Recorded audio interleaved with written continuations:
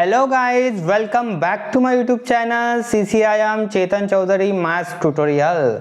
और मैं हूँ आपका चेतन सर और आपके लिए लेकर आया हूँ आज important strategy for board exam 2024। अगर आप क्लास 10th क्लास में हो और आपको मैथमेटिक्स में अगर 100 आउट ऑफ 100 मार्क्स स्कोर करना है, 100 में से 100 अगर पूरे नंबर आपको चाहिए, तो आप लोगों को कौन सी स्ट्रैटेजी यूज़ करना पड़ेगा वो आज हम डिस्कस करेंगे।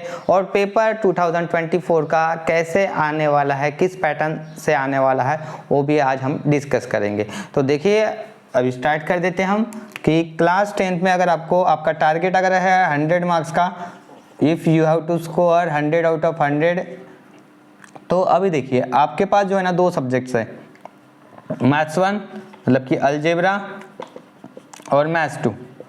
अब इनमें जो है ना स्ट्रैटेजी थोड़ी डिफरेंट रहती है, लेकिन आपको सबसे पहले क्या पता होना चाहिए कि कौन सा सब्जेक्ट आपका अच्छा है, मैथ्स 1 या मैथ्स 2। तो ये पहले डिसाइड करना पड़ेगा। जो आपकी परफॉर्मेंस होती है साल भर की, उससे आप डिसाइड कर सकते हो कि आपका कौन सा पार्ट अच्छा है, पार्ट 1 अच्छा है या पार्ट 2। मैक्सिमम स्टूडेंट्स का तो मेरे हिसाब से पार्ट 1 मतलब कि अलजेब्रा अच्छा होता है। और अगर आपका अलजेब्रा अगर अच्छा है ना, तो आप लोगों को देखिए अगर 100 आउट ऑफ 100 मार्क्स चाहिए ना, तो आपको इसमें 40 आउट ऑफ 40 मार्क्स निकालना ही पड़ेगा। ठीक है, तो ये स्कोर करना ही पड़ेगा आपको 40 आउट ऑफ 40।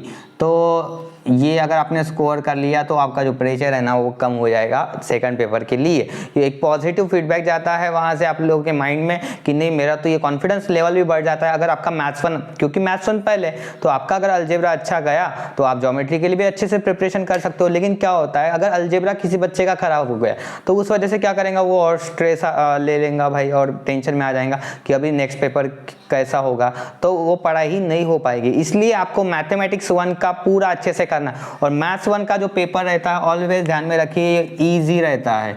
ठीक है, ऑलमोस्ट टेक्स्ट बुक बेस रहता है। ये टेक्स्ट बुक की ही एक्टिविटीज़ रहती है, टेक्स्ट बुक के ही क्वेश्चंस रहते हैं, text book questions plus activities.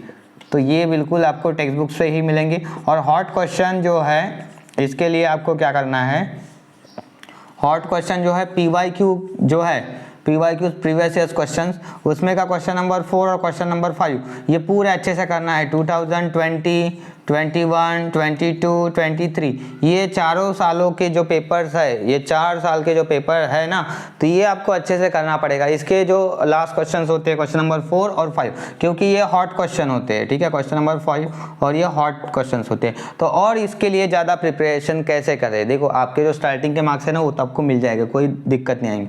But hot question के मार्क्स जो होता है ना थोड़ा सा डेंजर जोन में होते हैं, तो वो आपको लाना पड़ेगा। तो इसके लिए अच्छी से प्रैक्टिस करिए आप। तो 2020, 21, 22, 23 के जो क्वेश्चन नंबर 4 है, 5 है, अच्छे से करके जाइए। वहाँ से एक लॉजिक डेवलप होगा और इस साल के पेपर में, आने वाले 2024 के पेपर में आप अच्छे से उसको सॉल्व कर सकते हो, अच्छे से डील कर सकते हो। अगर इनकेस आपको आ भी नहीं रहा ना क्वेश्चन, तो आप लोग फॉर्मूला लिखिए, थोड़ा बहुत ट्राई करिए, ठीक है, लेकिन छोड़िए मत, ये ध्यान में रखिए। तो आप ये 40 आउट ऑफ 40 मार्क्स ला सकते हो अलजेब्रा में, बिल्कुल आएंगे। अब और हॉट क्वेश्चन आपको करना है, तो जो बोर्ड ने प्रोवाइड की है क्वेश्चन बैंक, तो क्वेश्चन बैंक से आप क्वेश्चन नंबर 4 और 5 प्रिपेयर करिए। जो बोर्ड की क्वेश्चन बैंक आई है तो वेबसाइट पे, तो वो आप कर सकते हो। अब ये तो मैथ्स 1 के तो आपको नियर अबाउट 40 में से 40 लाना ही पड़ता है और 40 में से 40 आते ही है। ज्योमेट्री में आपको क्या एक्स्ट्रा करना पड़ेगा, अब देखिए ज्योमेट्री में आपको जो है ना ये इंटरनल जो थ्योरम्स होती है ना, मतलब कि जो इंटरनल एक्टिविटीज़ है, तो वो एक्टिविटी जो है थ्योरम, तो एक्टिविटी फॉर्म में नहीं आएगा। ठीक है, वो क्या होता है, एक क्वेश्चन बन के आ जाएगा। जैसे साइक्लिक कोऑर्डिनेटर का थ्योरम है, वो एक्टिविटी बेस है, तो एक्टिविटी बेस से करके उसको क्वेश्चन में कन्वर्ट कर दिया जाएगा।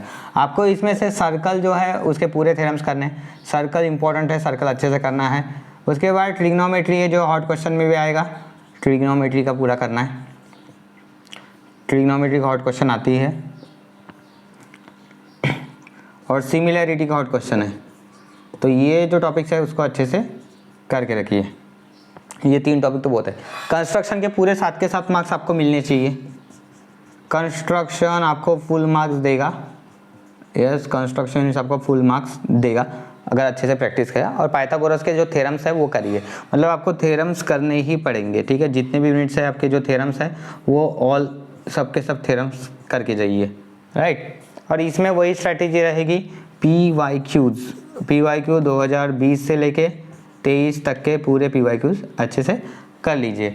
तो यहाँ पे आप लोगों का मतलब क्या होता है ना, यहाँ से आप लोग MCQ जो है वो आपको इसके करने पड़ेंगे क्वेश्चन बैंक के, क्योंकि ये थोड़ा डिफरेंट आता है। क्वेश्चन बैंक के आएंगे, क्वेश्चन बैंक में से MCQ आएंगे और टेक्स्ट बुक में से भी। तो टेक्स्ट बुक प्लस यस, और एक्टिविटी जो होंगे ना इसमें कन्वर्ट होके आएंगी। एक्टिविटी जो क्वेश्चन के जो आंसर्स होते हैं उसको एक्टिविटी के फॉर्म में कन्वर्ट कर दिए जाएंगे। तो ये जो रहेगा इसमें तो आपको 40 में से 40 निकालना है।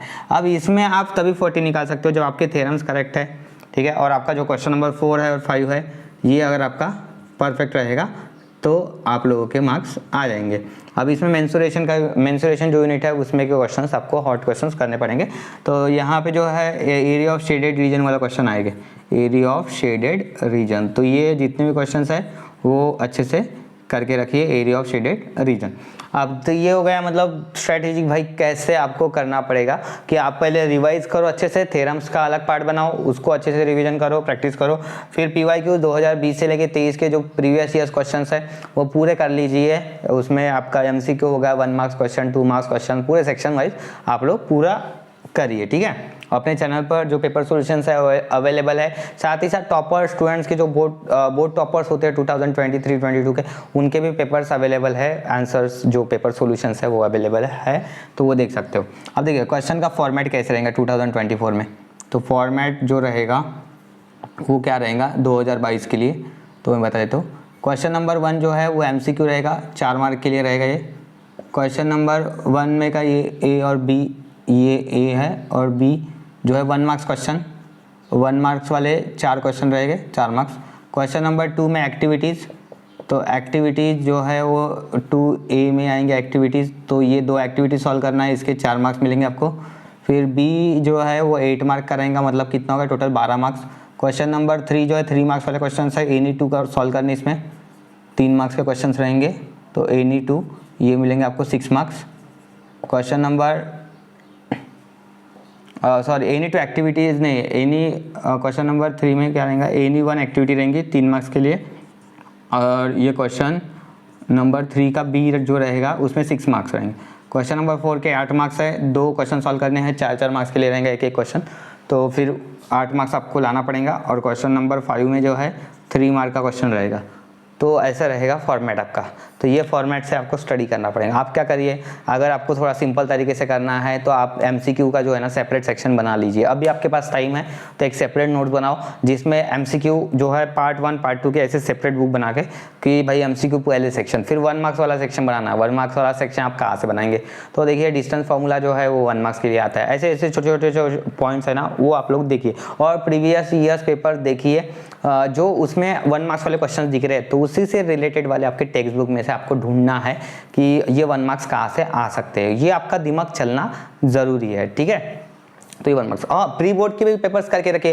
प्री बोर्ड हो गया, फर्स्ट टर्म हो गया, उसमें के 1 मार्क्स करिए, तो ऐसे सेक्शन बनाइए, क्योंकि जो आपका सेक्शन है MCQ और 1 मार्क्स वो आपके मार्क्स लाता है अच्छे खासे। फिर एक्टिविटी जो है टेक्स्ट बुक की पूरी एक्टिविटीज़ करिए, ठीक है। पूरे एक्टिविटीज कर रहे हो ना आप, चाहे प्रैक्टिस सेट में से हो या फिर इंटरनल एक्टिविटीज, वो पूरा किया तो आप लोगों के मार्क्स पक्के रहेंगे वो एक्टिविटीज़ के, कहीं भी मार्क्स एक भी जाएगा नहीं। और 4 और 5 को मैंने बताया आपको कि PYQs प्लस, अच्छा एक बचा था PYQs प्लस, उसमें आपको प्रॉब्लम सेट के क्वेश्चंस करने हैं, प्रॉब्लम सेट। तो इधर भी प्रॉब्लम सेट करिए, क्वेश्चन नंबर 4 और 5 के लिए प्रॉब्लम सेट करिए, ठीक है। तो प्रॉब्लम सेट छोड़िए मत, तो 4 और 5 के लिए प्रॉब्लम सेट काम में आएगा। तो अगर आपने इस तरीके से अगर सब चीज़ें फॉलो किया, और मैंने जो बताया सेक्शन वाइज आपकी नोट्स बननी चाहिए, शॉर्ट नोट्स, तो उसमें अगर आप पूरा कर लिए हो ना, तो फिर आपके जो है 100 में से 100 नंबर्स आएंगे बिल्कुल, मतलब 80 आउट ऑफ 80 मार्क्स आपको मैथ्स में लाना है। 40 इधर से 40 उधर से, और 20 तो आपके इंटरनल गए हैं। तो आई होप ये जो स्ट्रैटेजी मैंने बताया है वो आप लोगों को अच्छी लगी होंगी, और इसी से आप लोग अच्छा स्कोर कर सकते हो। मैंने पिछले बार भी बच्चों को बताया था स्ट्रैटेजी कैसे स्कोर करना है भाई, ये 100 में से 100, तो बहुत सारे बच्चों को 98 97 मिले थे, 95 96। तो क्या होता है ना, आप उधर कुछ गलतियां करके आते हो प्लस माइनस में, इसलिए आपको पूरे मार्क्स नहीं मिलते हैं। लेकिन अगर आपने प्रॉपर अगर यूनिट पे ध्यान दिया कि भाई काहे पे एरिया है तो स्क्वायर यूनिट लगाना है, स्क्वायर सेंटीमीटर लगाना है, वो लगाना पड़ेगा आपको। यूनिट लिखना है, फॉर्मूला लिखना है, वो सब अगर आपने प्रॉपर तरीके से मैनेज कर दिया ना, तो फिर आपके जो है 100 में से 100 नंबर्स बिल्कुल आएंगे। तो चैनल को सब्सक्राइब करके रखिए, बेल आइकन प्रेस करके रखिए, क्योंकि नए वीडियोस आते रहेंगे। और महा रिवीजन लेक्चर अपना क्लास 10 के लिए एग्जाम से एक दिन पहले आने वाला है, तो stay tune for more updates. Bye.